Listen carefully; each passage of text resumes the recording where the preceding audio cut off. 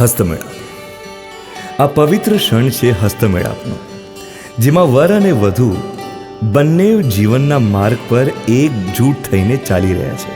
આ હાથની મિલનમાં છે વિશ્વાસ, પ્રેમ અને સાથનું વચન. જેમ અગ્નિ સાક્ષી છે તેમ ઈશ્વર પણ સાક્ષી છે કે આ બંને આત્મા હવે એક થઈને જીવનના સુખ દુઃખના સફરમાં સાથે ચાલશે.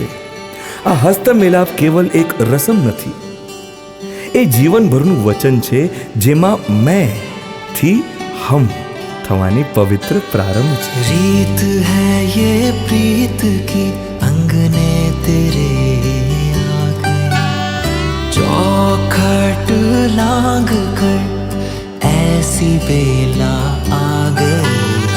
दिन सुनहरा हो गया, रात जुगनू हो गई, जगमगाए शहर जैसे दिवाली हो